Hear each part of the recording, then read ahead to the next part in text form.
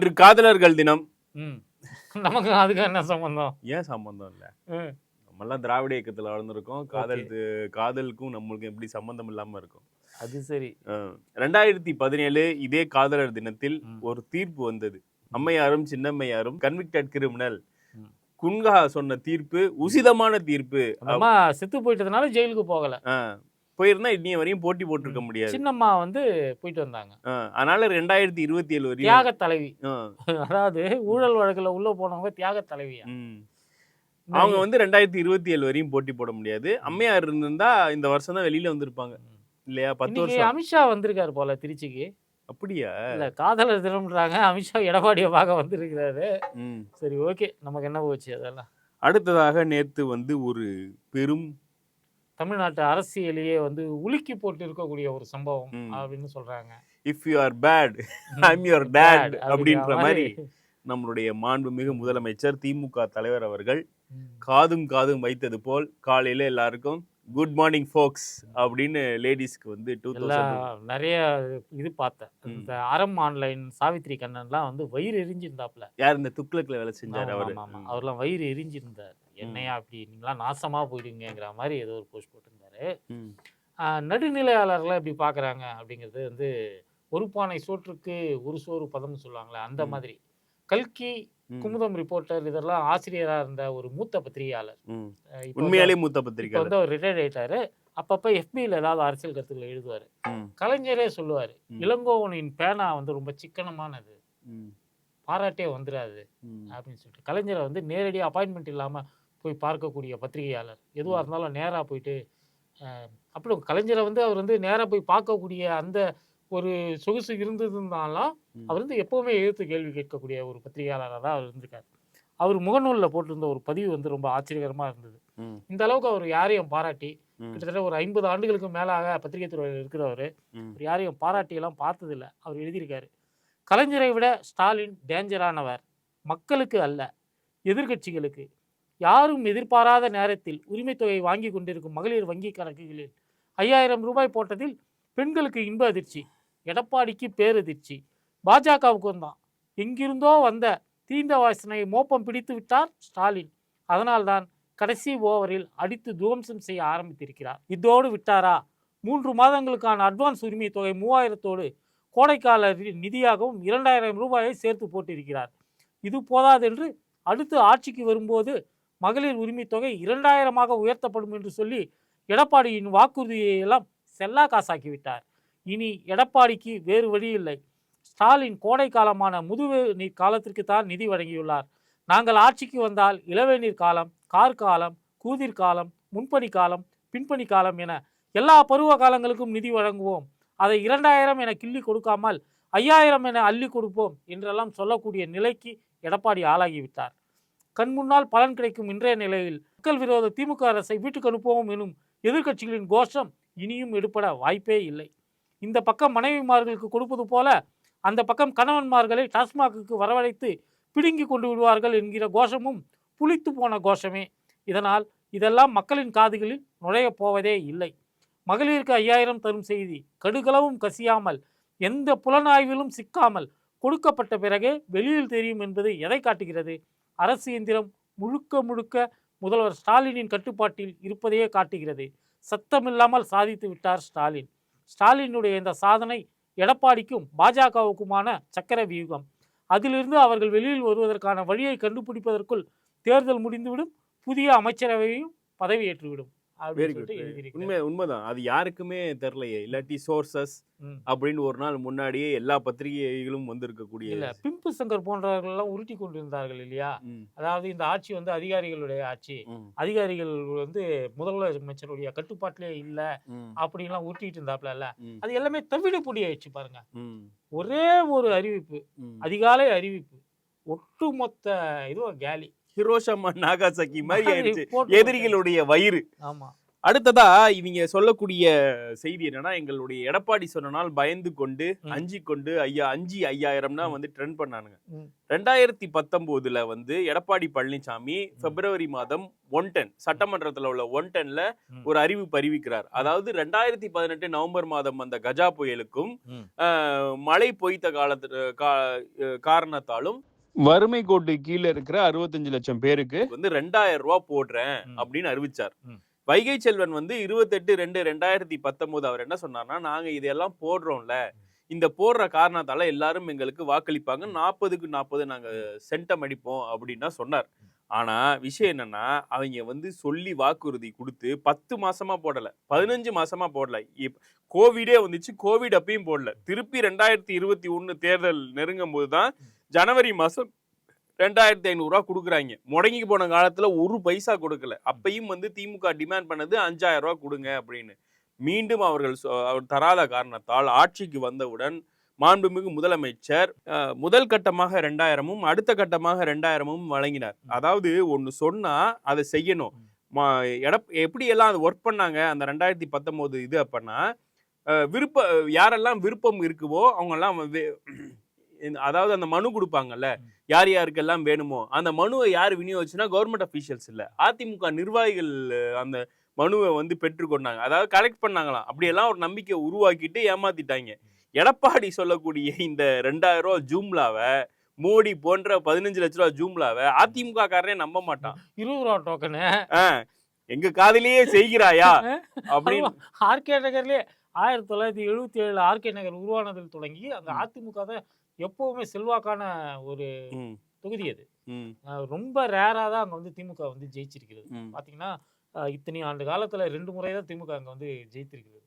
அப்படியாப்பட்ட அதிமுக விசுவாசிகள் நிறைந்த தொகுதிகள்ல எல்லாம் ரெட்டையில கையில பச்சை குத்திக்கிட்டவங்க மத்தியிலேயே 20 ரூபா டோக்கனை வந்து கொடுத்து ஏமாத்துற ஒரு பாரம்பரியம் அதிமுக பாரம்பரியம்.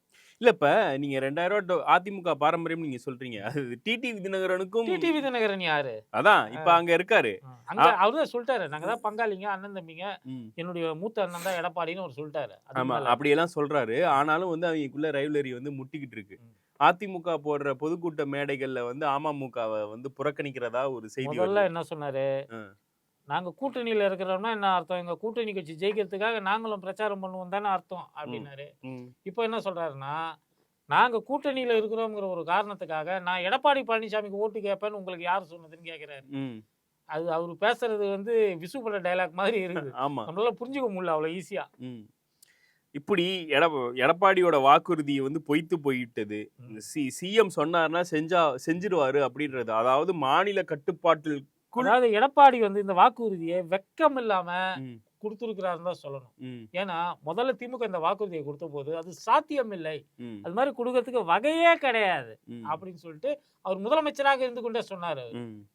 இத்தனைக்கும் முதலமைச்சராக இருப்பவருக்கு நிதி நிலைமையெல்லாம் தெரியும், கொடுக்க முடியுமா முடியாதாங்கிறதெல்லாம் தெரியும். இதே மாதிரி தான் சொன்னாரு. இதுக்கு முன்னாடி வந்து நாம வந்து அரிசி வந்து 1 ரூபாய்க்கு கொடுப்போம், கிலோ அரிசி 1 ரூபாய்க்கு கொடுப்போம்னு சொன்ன போதும் அப்போது இருந்த அதிமுக தலைமை அது சாத்தியம் இல்லை, ஜெயலலிதா சொல்லிச்சு, அது சாத்தியம் இல்லைன்னு சொல்லிச்சு. அப்ப ப. சிதம்பரம் வந்து அது சாத்தியம்தான், இந்தியாவில் எங்கும் இல்லை அப்படிங்கிறதுனால தமிழ்நாட்டில் சாத்தியம் இல்லைன்னு நீங்க சொல்ல முடியாது அப்படின்னு ப. சிதம்பரம் அவர் வந்து அதுக்கு முன்னாடி நிதியமைச்சராக இருந்தவர், இணையமைச்சராகலாம் இருந்தவர். அவர் வந்து சொன்னதுக்கு பிறகுதான் மக்களுக்கு நம்பிக்கை ஏற்பட்டது. அதாவது ஒரு விஷயம் வந்து சாத்தியமா சாத்தியம் இல்லையா என்பதை ஆட்சியில் இருந்த போதே எடப்பாடிக்கு கண்டுபிடிக்க துப்பு கிடையாது. இல்ல எடப்பாடி திமுக பண்ணிடுச்சுன்னதுக்கு பிறகு இப்போ வந்து நான் 2000 ரூபாய் கொடுக்குறேன் அப்படின்னு சொல்லிட்டு இன்னைக்கு முதல்வரை அதே அறிவிப்பை சொன்னப்ப நாங்க ஏற்கனவே 1000 ரூபான்னு சொன்னோம், அதை கொடுத்துட்டும் அடுத்து அதை வந்து உயர்த்தி கொடுப்போம். ஏன்னா முதலமைச்சர் அப்ப சொல்லக்கூடிய காலகட்டத்தில் கொரோனா இருந்தது, பொருளாதாரம் ரொம்ப வீழ்ச்சியா இருந்தது, எல்லா காரணங்களும் இருந்தது. அவர் கொடுக்க ஆரம்பிச்சதுல இருந்து ஃபர்ஸ்டா 1,13,00,000 பேர் இருந்தாங்க. இன்னைக்கு பயனாளிகள் வந்து 1,31,00,000 பேர் இருக்காங்க. பயனாளிகள்ன்றது வந்து குறையணும், அது இன்னும் அதிகரிக்கும். இதை விட பயனாளிகளை வந்து அடுத்த இது போயிட்டே இருக்கு. தமிழ்நாட்டின் வளர்ச்சியில் எவரையும் பின்தங்க விட மாட்டோம், அதுதான் அவருடைய வாக்குறுதி. அதுதான் அவருடைய வாக்குறுதி. அதனால அவர் தொடர்ந்து செஞ்சுக்கிட்டு இருக்காரு. எடப்பாடி வந்து எம்ஜிஆர் கொண்டு வந்த சத்துணவு திட்டத்துல 8000 சத்துணவு கூடங்களை மூடியவர். அவர் இன்னொன்னு என்ன சொல்றாருன்னா, இந்த காலை உணவு திட்டமே வந்து என் சிந்தையில் உதிர்த்த திட்டம் அப்படிங்கிறார். நான் தான் எது அந்த பூண்டு வெங்காயம் கொடுக்காம பச்சையா சொல்லணும்னா அது பார்ப்பன உணவு திட்டங்க. அதை போய் காலை உணவு திட்டம்னு சொல்லக்கூடாது. பூண்டு வெங்காயம் இல்லாம பிள்ளைங்க சாப்பிட்டா எங்க கோஷாக்கா வளர போதாதுங்க. அப்ப என்ன சொல்ல வராரு, இவர் ஆட்சிக்கு வந்தா இப்ப கொடுக்கக்கூடிய சத்துணவு திட்டம் இழுத்து மூடப்படும், திருப்பி அக்ஷயாக்கு வந்து கொடுக்க போறேங்கிறாரு அவரு. நாம என்ன சொல்றோம், இந்த சத்துணவு திட்டத்துல இப்ப முட்டை வரைக்கும் தான் சேர்த்திருக்காங்க. அடுத்து சிக்கனு, மட்டனு, குழந்தைகளுக்கு வந்து ஊட்டச்சத்து மிக்க உணவு வகைகளா வழங்கணும். அதற்கு இந்த அரசாங்கம், விடியல் அரசாங்கம் முன்வர வேண்டும். இன்னொரு முறை வந்து திராவிட மாடல் 2.0 வரக்கூடிய அரசாங்கம் சிக்கன் மட்டன் வந்து குழந்தைகளுடைய உணவுல கொண்டு வருவதற்கான ஒரு முயற்சிகளை மேற்கொள்ள கண்டிப்பா கொண்டு வரணும். இன்னொன்னு நம்ம ஆனியன் ரோஸ் சார்பா இந்த தேர்தல் பரிந்துரையில ஒண்ணு சொல்ல வேண்டிய கிச்சன்றத வந்து கொண்டு வரணும். அதுல இப்ப எப்படி அம்மா உணவகம்னு இருக்கோ அதை நீங்க கலைஞர் உணவகம் கூட வச்சுக்கோங்க, இல்ல நீங்க நாகரிகம் கருதி அந்த அம்மா பேர்ல கூட வச்சுக்கோங்க, இல்ல எடப்பாடி பேரை கூட வச்சுக்கலாம். ஆனா இந்த கம்யூனிட்டி கிச்சன்றது வந்து எப்படி இருக்கணும் அப்படின்னா, உழவர் சந்தையில இருந்து காய்கறிகளை வாங்கி அங்க மகளிர் சுய உதவி குழு வந்து அந்த கிச்சனை மெயின்டைன் பண்ணி சமைச்சு, அதனால மிடில் கிளாஸ் ஏழைகள் எல்லாருமே பயனாளிகளா மாறக்கூடிய இதாக இந்த கம்யூனிட்டி சிக்கன் இருக்கணும். ஏன்னா இப்போதைக்கு வந்து இந்த உணவு இது வந்து இப்போ நைட் ஷெல்டர்ஸ் அங்கங்க வச்சிருக்காங்க. மெரினா பீச்ல வச்சிருக்காங்க. எங்களுடைய வார்டுல கூட வந்து ஒரு நைட் ஷெல்டர் வச்சிருக்காங்க. வீடு இல்லாமல் பிளாட்ஃபாரங்களில் படுத்து உறங்குறவங்க, கோயில் வாசல்ல படுத்து உறங்குறவங்க, இவங்கெல்லாம் போயிட்டு பாதுகாப்பாக ஒரு இடத்துல தங்கிக்கலாம். அவங்களுக்கு வந்து அம்மா உணவகம் மூலம் இரவு உணவகம் வந்து வழங்குறாங்க அவங்க. அது மாதிரியான ஒரு சிஸ்டம் ஏற்கனவே வந்து இந்த ஆட்சியிலேயே வந்துடுச்சு. அதிகமாக பேசப்படாத ஒரு திட்டம் அது. இதெல்லாம் எங்க இருந்து வருதுன்னா, 1970 கலைஞர் கொண்டு வந்தார் இல்லையா, பிச்சைக்காரர்கள் மறுவாழ்வு மையம்னு சொல்லிட்டு, அதனுடைய ஒரு தொடர்ச்சியாக இந்த திட்டங்கள் எல்லாமே வந்துகிட்டு இருக்கு. கொள்கையின் நீட்சியாகத்தான் திமுக அரசாங்கம் ஒவ்வொரு முறை ஆட்சி அமைக்கும் போதும் அவங்களுடைய கோரான கொள்கைன்னு ஒண்ணு இருக்குல்ல, இந்த கொள்கை வந்து இன்னைக்கு நேத்து வந்தது கிடையாது. 100 வருஷத்துக்கு முன்னாடி திராவிடர் இயக்கம் உருவான போது ஏற்பட்ட கொள்கை. இல்ல இன்னொரு விஷயம் இல்லைக்கு, நம்மளே கூட பேசுனது இல்ல, உள்ளாட்சியில வந்து பிரதிநிதித்துவம் மாற்றுத்திறனாளிகள் கொடுத்துருக்காங்க. அது வந்து ஒரு கிட்டத்தட்ட ஒரு மிகப்பெரிய இது. அது வந்து வாக்கு வங்கி அரசியலுக்காகனா கணக்குல வாக்கு எவ்வளவு இருக்கு. அதாவது நீ வந்து என்கிட்ட கேட்காத மாற்றுத்திறனாளிகள், நீ இனிமேல் யார்கிட்டையும் வந்து கோரிக்கை வைக்காதீங்க, கோரிக்கையை நிறைவேற்றுற இடத்துக்கு நான் உங்களை உயர்த்துறேன்ட்டு வந்து ஒரு மகத்தான திட்டத்தை வந்து நம்மளுடைய முதலமைச்சர் குரலற்றவர்களுக்கும் ஒரு குரலாக இருக்கக்கூடிய இதுல சில பேருக்கு வந்து எனக்கு இது கிடைக்கல, தனிப்பட்ட முறையில சொல்லலாம், எனக்கு இது கிடைக்கல, என்னுடைய வேலை செய்யக்கூடியவர்களுக்கு வந்து ஒரு பெரிய முன்னேற்றம் இல்லை, அதெல்லாம் கிடைக்கலாம். அரசாங்கம் வந்து படிப்படியாக எல்லா விஷயத்தையும் செஞ்சது. உதாரணத்துக்கு இன்னொன்னு சொல்லணும், ஆட்டிசம் பாதிக்கப்பட்ட குழந்தைகள், அந்த குழந்தைகளுக்காக பள்ளிகள்ல வந்து இதற்கு முன்னாடி இந்தியாவில் எங்கேயுமே செய்யப்படக்கூடாத அளவுல, செய்யப்பட முடியாத அளவுல நிறைய விஷயங்களை வந்து கொண்டு வந்துகிட்டு இருக்கிறாங்க. அதாவது தனியார் பள்ளிகளில் வந்து சேர்க்க முடியல, ரொம்ப ஏழை வீடுகளில் அது மாதிரி ஆட்டிசம் பாதிக்கப்பட்ட குழந்தைகள் இருந்தால் தனியார் பள்ளிகளில் சேர்க்க முடியல, அரசு பள்ளிகளில் முன்னாடிலாம் சேர்க்காம இருந்த ஒரு காலம் எல்லாம் இருந்தது. ஆசிரியர்களே வந்து இவங்களை வச்சு எங்களால் வந்து இது பண்ண முடியாது, மற்ற குழந்தைகளுக்கு பாடம் நடத்த முடியாதுலாம் மறுத்துட்டு இருந்த நிலையில் அது மாதிரிலாம் பண்ணக்கூடாது, அவங்களுக்கு அட்மிஷன் வந்து கண்டிப்பாக கொடுத்தே ஆகணும், அவங்களுக்கு என்னென்ன செய்யணுமோ நீங்கள் செஞ்சே ஆகணும் அப்படின்னு சொல்லிட்டு அது மாதிரியான ஒரு இன்ஸ்ட்ரக்ஷன்ஸ் எல்லாம் வந்து கொடுத்துட்ருக்காங்க. இதெல்லாம் வாக்கு வங்கிக்காக செய்யப்படுறது கிடையாது. சில செக்ஷன்லேருந்து நமக்கு கோரிக்கை வரலனா கூட, ஆனால் அவங்களுக்கு நம்ம இதை செய்யணும் அப்படிங்கிற ஒரு எண்ணம் இருக்கக்கூடிய ஒரு அரசாங்கமாக இது இருக்குங்கிறது தான் இதில் தெரியுது. அந்த குழந்தைகளுக்கு வந்து ஒரு தனியாக ஒரு ஸ்பெஷல் பார்க்கு முதல்வரோட தொகுதியில் கூட திறந்திருந்தாங்க, பார்த்துருந்தேன் நான். அதாவது ஒரு திட்டத்தை இன்னொன்று நம்ம சொல்லணும், எல்லா திட்டத்தையும் வந்து சென்னையிலே வந்து அவர் பைலட் பண்ணவே இல்லை. உதாரணத்துக்கு சொல்லணும்னா, இப்போ காலை உணவு திட்டம் வந்து சென்னையில் கொண்டு வந்தாங்க அப்படின்னா, இன்னொரு திட்டம் வந்து திருநெல்வேலியில் கொண்டு வராங்க, இன்னொரு திட்டம் தர்மபுரியில ஃபர்ஸ்ட் ஸ்டார்ட் பண்றாங்க. முந்தைய திமுக அரசாங்கங்கள்லாம் இதுதான் விமர்சனமாக வைக்கப்படும், எல்லாமே சென்னைக்கே செய்யறாங்க திமுக வந்தாங்க அப்படின்னு அதை மாத்தி இருக்கிறாரு. அதே நேரம் வந்து கலைஞருடைய ஆட்சி எப்பவுமே வந்து ஒரு தொலைநோக்கு பார்வை கொண்ட திட்டமாக ஆட்சியாக இருக்கும். அதுல வந்து உடனடியாக மக்களுக்கு வந்து கைக்கு மேல் கிடைக்கக்கூடிய, கண்ணுல உடனடியாக பார்த்ததுமே தெரியக்கூடிய திட்டங்கள் இருக்காதுன்னு சொல்லுவாங்க. அதை வந்து இந்த முறையில ஆட்சியில வந்து எம்கேஎஸ் வந்து அதை வந்து பேலன்ஸ் பண்ணி இருக்கிறாரு அப்படின்னு தான் சொல்லணும். அதாவது அந்த அம்மா பேர்ல உள்ள எந்த திட்டத்தையும் ஒரு முடக்கலை. இன்னும் சொல்ல போனா அந்த பல்கலைக்கழகம் சட்டமே வந்து அந்த அம்மா பேர்ல உள்ளது ஒரு மறுபரிசீலனை பண்ணி அனுப்பிச்சிருக்காரு. எங்க அந்த அம்மாவை பத்தி ஒரு வார்த்தை தப்பா பேசி பாருங்க, 5 வருஷத்துல பேசினது இல்ல. அந்த அம்மா உயிரோட இறந்ததுக்கு அப்புறமே பேசல, ஒரு வார்த்தை தவறாக பேசியிருப்பாரா? அந்த நாகரிகம் எடப்பாடிக்கோ எவனுக்காவது உண்டா தமிழ்நாட்டுல? ஏத்துக்கிட்ட பொறுப்புக்கு ஏத்த மாதிரி வாயில பேச்சு வரணுங்க. 9 சமத்துவபுரங்கள் வந்து இந்த ஆட்சியில கொண்டு வந்திருக்காங்க. நம்ம என்ன சொல்றோம்னா, இப்ப நீங்க சட்டமன்ற தொகுதி வாரியா 234 + 9 நீங்க ஒன்றிய லெவல்ல போங்க, இன்னும் சமத்துவபுரத்தை கொண்டு போங்க. இதெல்லாம் வந்துதான் சென்னைக்கு தேவையில்ல சமத்துவபுரங்கள். சென்னை தவிர மற்ற மாவட்டங்களில் ஒன்றியத்துக்கு ஒரு சமத்துவபுரம் கொண்டு வந்தீங்கன்னா அந்த மக்கள் ஒன்று கூடி வாழக்கூடிய சூழல்களை உருவாக்கும். இது வந்து பெரிய அது முக்கியமான ஒண்ணு. அந்த சமத்துவபுரம் பேரே தந்தை பெரியார் சமத்துவபுரங்கள் தான். இந்தியா முழுக்க எங்கேயுமே இது இல்லை. இப்போ மார்க்ஸோட கொள்கைகளா இருக்கட்டும், அம்பேத்கருடைய கொள்கைகளா இருக்கட்டும், அந்தந்த கட்சிகள் அந்தந்த மாநிலங்களில் அமல்படுத்த முடியாததை இன்று நம்மளுடைய மாண்புமிகு முதலமைச்சர் அவர்கள் செவிசாய்த்து செஞ்சு கொண்டுட்டு இருக்காரு.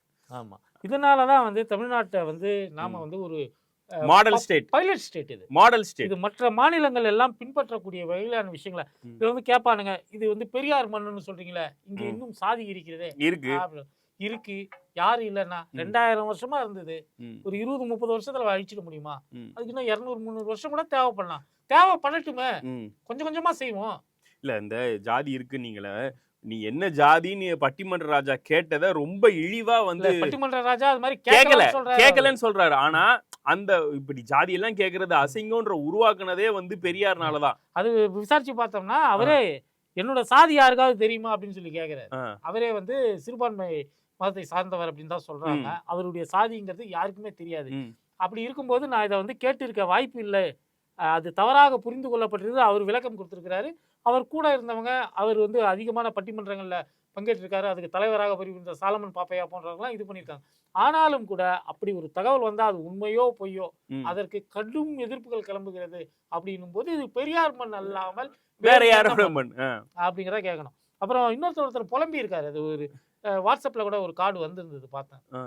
குருமூர்த்தி வந்து சொல்லியிருக்காரு, திமுக என்றைக்கு ஆட்சி அமைத்ததோ அன்றிலிருந்து பார்ப்பனர்களுக்கான மரியாதையே தமிழ்நாட்டுல போயிடுச்சு. விசு மாதிரி புலம்பி இருக்காரு. ஆமா, 1967க்கு முன்னாடி பார்ப்பனர்களை பார்த்தால் எல்லோரும் காலில் விழுந்து வணங்குவார்கள், சாமி என்று அழைப்பார்கள். இப்ப அந்த நிலைமை இல்ல அப்படின்னு சொல்லி இருக்கிறாரு. அந்த நியூஸ் கார்டு பார்த்துமே சந்தோஷமாயிடுச்சு. ஓகே, திராவிடர் இயக்கம் சரியான பாதையில் செல்கிறது. அதுவரை பெரியார் வாழ்ந்து கொண்டிருக்கிறார், அண்ணா இந்த நிலத்தை ஆண்டு கொண்டிருக்கிறார் அப்படிங்கிற அந்த ஒரு மனநிறைவு ஏற்பட்டுச்சு. அடுத்ததான் நேற்று வந்து சேலத்தில் தற்குறிகள் வந்து பேசியிருக்குன்னு, நேற்று ஒருவர் வேற இறந்திருக்காரு அந்த கூட்டத்துல. சுராஜ் வர டிஆர்பி குறைஞ்சிடுச்சு போல இருக்குதா?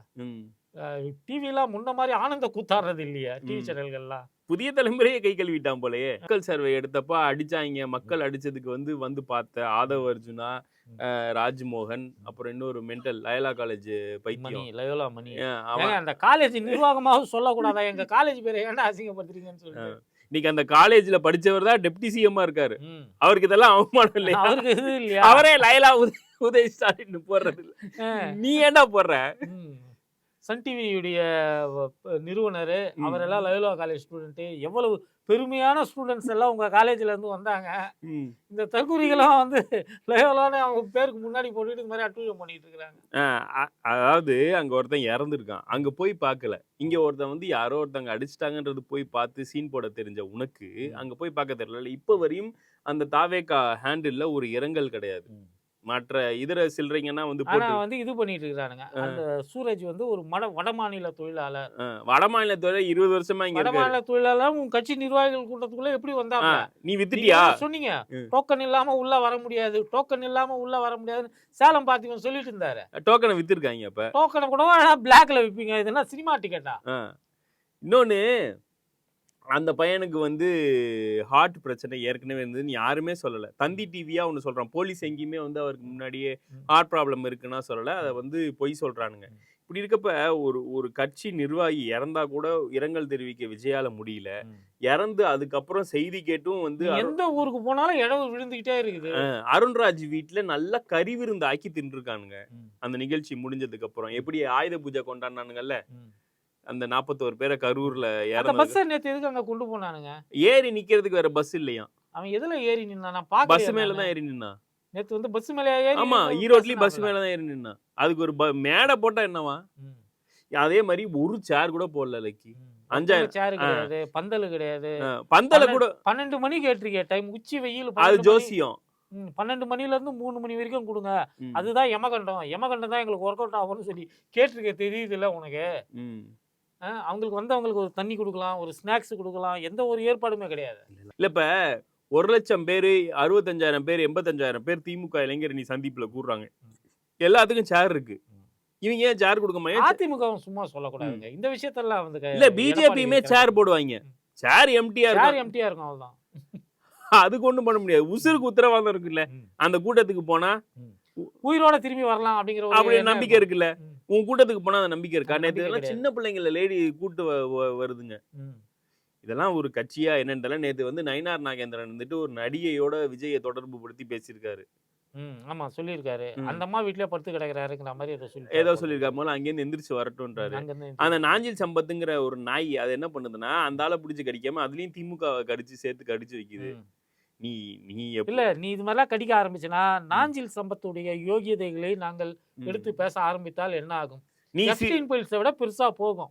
அதெல்லாம் வேணாம். நாகரிகம் கருதி, அரசியல் நாகரிகம் கருதி திமுகவினர் சும்மா இருக்கிறாங்க அப்படிங்கிறதுக்காக நாஞ்சில் சம்பத்தின் நாக்கு நீளுமானால் அந்த நாக்கு என்னென்ன வேலைகளை செய்தது என்பதையெல்லாம் அம்பலப்படுத்த வேண்டிய ஒரு நேரம் வந்துடும். அதே மாதிரி இந்தியா டுடேல நேற்று 7 மணிக்கு வந்து விஜய் இன்டர்வியூன்னு அவங்க வந்து போட்டிருந்தாங்க. இந்தியா டுடே நான் கூட ஏதோ ஒரு ட்விட்டர் சேனல்ல பார்த்தேன். விஜய் இன்டர்வியூன்னு சொல்லிட்டு இந்தியா டுடேக்காரங்க ஃபுல்லா இவன் விசில் அடிச்சுக்கினே கிடக்குறான். அவன் வந்து எந்த ட்விட்டர் சேனல் கேட்கறதுன்னு எந்த ட்விட்டர் சேனல் உங்களுக்கு தெரியாது தெரியல. அது இதுலயே பார்த்தேன் நான், வந்து வாட்ஸ்அப்ல வந்தது. சரி, ஓகே. அவங்க அதுக்கு நிர்மல் குமார் இருந்துட்டு என்ன சொல்றான்னா, எங்க பேரை வந்து மிஸ்யூஸ் பண்ணாதீங்க அப்படின்னு சொல்லியிருக்கான். உன் பேரை போறதே மிஸ்யூஸ் தான்டா. அதுதான் சொல்ல முடியும். மீண்டும் இன்னொரு பூமரில் சந்திப்போம். நன்றி, வணக்கம். வணக்கம்.